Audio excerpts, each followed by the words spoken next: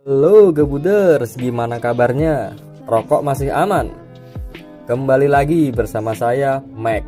Mas-mas biasa tanpa kekurangan, tapi tidak sempurna dari BT Studio. Di video kali ini, saya akan merekap alur film dari Cina yang berjudul Better Days tahun 2009. Film ini chaos abis cuk. Bercerita tentang seorang bocil SMA yang dibully dan akhirnya dilindungi oleh seorang berandalan. Tanpa banyak lama-lama di awal, langsung saja ke alur ceritanya.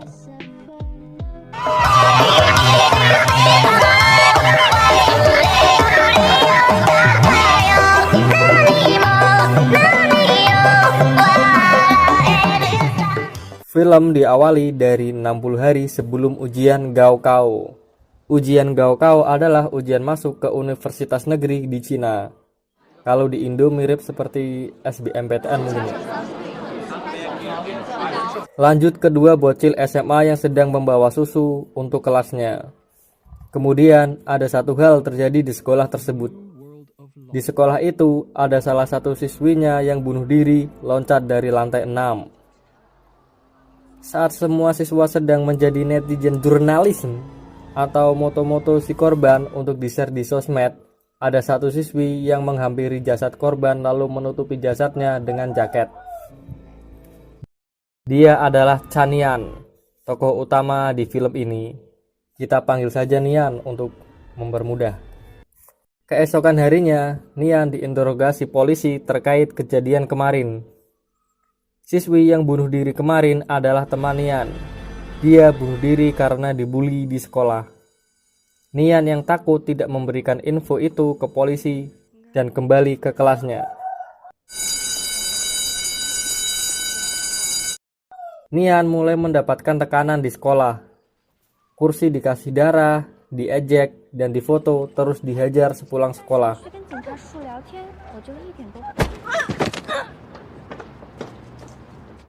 Nian ini berasal dari puntan-puntan ya, keluarga yang biasa-biasa saja, bisa dibilang kurang mampu dalam segi ekonomi. Nian hanya tinggal bersama ibunya yang berjualan masker ilegal, sehingga membuat Nian harus belajar ekstra untuk bisa lolos di ujian Gaokao dan memperbaiki masa depannya, walaupun di bawah tekanan. Singkat cerita, pulang sekolah pun tiba. Saat Nian sedang jalan pulang ke rumah, dia melihat seorang bocah yang sedang dihajar dan Nian pun menelpon polisi. Tapi Nian ditangkap oleh para berandalan itu karena dikira dia adalah pacar musuhnya. Nian disuruh mencium bocah yang dihajar jika ingin menyelamatkannya. Gilanya, Nian mau mencium bocah tersebut, padahal Nian tidak mengenalnya sama sekali. Dan para berandalan pun pergi meninggalkan mereka. Keesokan malamnya, bocah berandal tadi menemui Nian. Dia bernama Bei. Bei mengembalikan uang yang dipalak kemarin dan memperbaiki HP Nian yang bodol. Bei mengikuti Nian sampai ke rumahnya, walaupun Nian menyuruhnya pergi. Setelah sampai rumah, Nian mendapati poster buronan ibunya karena menjual masker ilegal. Keesokan harinya, berita itu menyebar ke seluruh sekolah Nian, dan Nian makin tertekan dengan keadaan itu. Saat pulang sekolah, Bei seperti biasa selalu membuntuti Nian. Karena Nian yang posing banyak masalah, akhirnya Nian ikut bonceng motor dengan Bei. Dan dia bilang terserah. Bei pun membawa Nian ke tempat tinggalnya.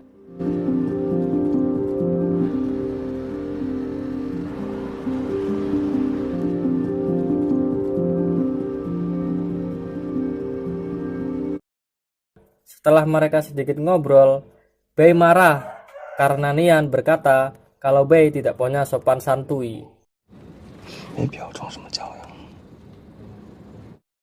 Lalu Nian pun pulang jalan kaki. Saat di sekolah, Nian ini nggak punya temen cuy. Sumpah kasihan banget. nggak ada temen, nggak ada yang mau berteman dengan dia juga. Kemudian Wei Lai, ini bocahnya, melempar bola ke Nian. Tapi di sini Nian mencoba melawan. Nian yang tidak tahan dibully, akhirnya dia memberanikan diri untuk buka suara ke polisi. Wei Lai dan gengnya pun diinterogasi terkait siswi yang bunuh diri di awal. Wei Lai dan gengnya pun diskors atas kasus ini. Hari demi hari dilalui Nian dengan penuh tekanan. Hingga suatu ketika Nian pulang sekolah, dia dijegat oleh Wei Lai dan gengnya.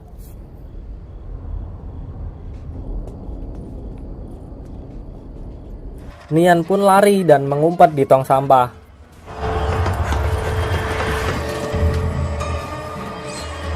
Di sini salah satu geng Wei Lai mengetahui keberadaan Nian, tapi dia tidak memberitahu Wei Lai dan meninggalkannya. Lalu Nian pergi ke tempat tinggal Bei untuk cari aman dan meminta Bei untuk melindunginya. Bei yang memiliki rasa pada Nian setuju untuk melindungi Nian, walau tanpa dibayar, dan Bei mengizinkan Nian untuk tinggal di tempatnya supaya tetap aman dan bisa fokus ke ujian Gaokao. Sejak hari itu, hari-hari Nian berjalan sedikit menyenangkan karena sudah tidak ada lagi yang mengganggunya. Bei sudah mengancam Wei Lai untuk tidak menyentuh Nian. Bei selalu mengawal Nian setiap berangkat dan pulang sekolah seperti biasa. Bei juga menjadi tukang pukul untuk dapat uang. Kedekatan Bei semakin terjalin dengan Nian. Hingga suatu ketika saat Bei babak belur, Nian mengizinkan Bei untuk tidur di sampingnya. Di sini terjadi obrolan dari hati ke hati. Bei bercerita masa lalunya, kenapa dia kini menjadi berandalan.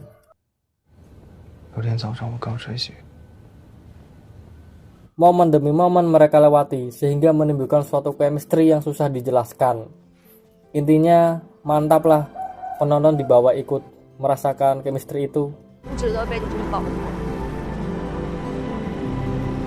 不要蝶是因为他想跟我做朋友。你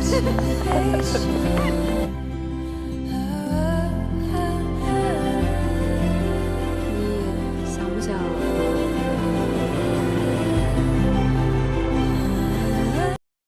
Singkat cerita, Bei dan kawan-kawannya yang sedang main game online dibawa ke kantor polisi untuk diinterogasi terkait kasus pemerkosaan berantai yang akhir-akhir ini terjadi. Sebenarnya nggak cuma Bei saja sih, kawan-kawan berandalan yang lain juga banyak yang diinterogasi terkait kasus ini. Nian yang tidak tahu keberadaan Bei terus mencoba menghubungi, tapi HP Bei tidak aktif.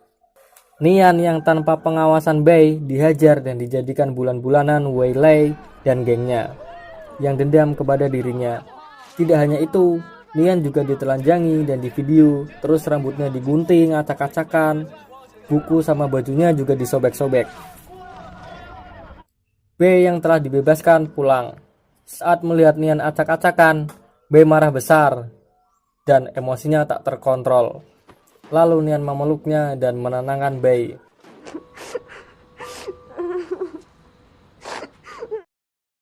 Di adegan ini sumpah chaos banget cuk, film ini gila. Bei mencukur rambut Nian dan rambutnya sendiri.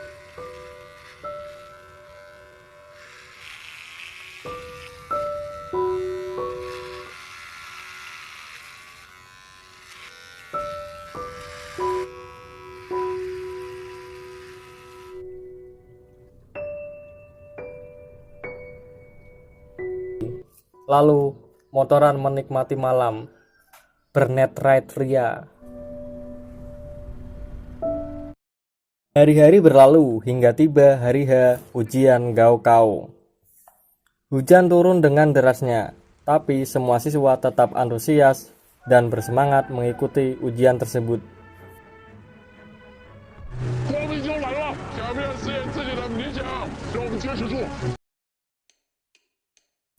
Saat ujian sedang berlangsung di tempat lain, ditemukan sebuah mayat perempuan di penggalian. Dan ternyata itu adalah mayat Wei Lei. Polisi menyelidiki kasus ini dan menginterogasi orang-orang yang dekat dengan Wei Lei. 谁欺谁啊？我俩都快吓死了。 Chanian yang diinterogasi, dia bilang tidak tahu apa-apa. Dan selama beberapa hari ini, dia hanya di rumah saja fokus pada ujian Gaokao. Nian terus fokus pada ujian Gaokao sampai ujian selesai. Saat Nian pulang dari ujian, dia disekap seseorang yaitu Bei. Di sini, Bei berpura-pura akan memperkosa Nian supaya dia ditangkap polisi. Nah loh, kok? Kenapa woi?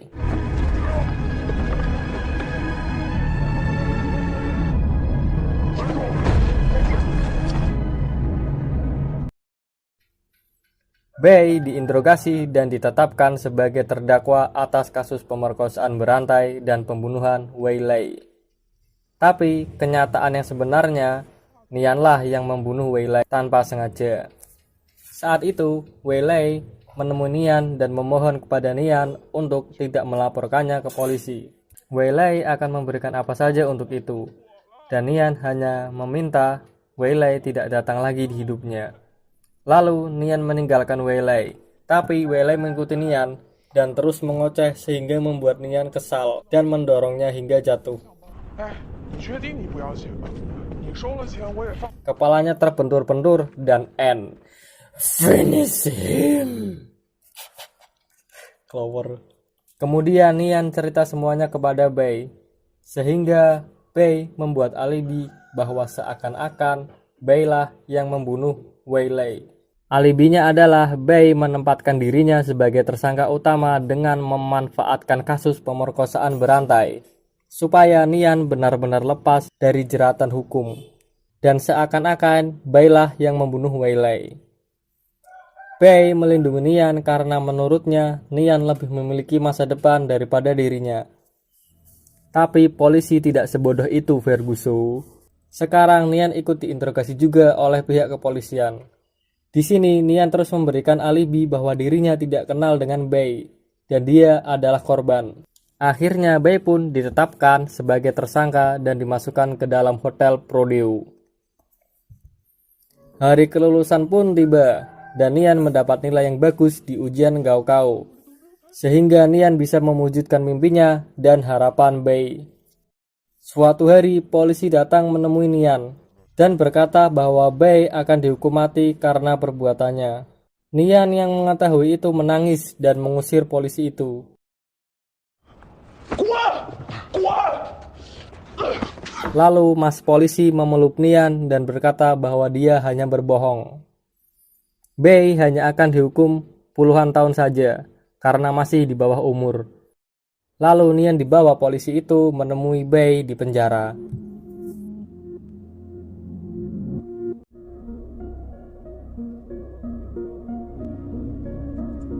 Tamat. Gila. Kayak abis coy filmnya boy. Si Bei ini rela menerima hukuman berat atas apa yang tidak pernah dilakukannya demi melindungi masa depan seseorang. Kayak abis memang. Kalau menurut kalian gimana? Coba deh tonton film ini sampai akhir biar bisa merasakan atmosfer kekeosannya. Oke, segini dulu video kali ini. Saya Mike, karyawan magang di BT Studio undur diri. Salam chaos.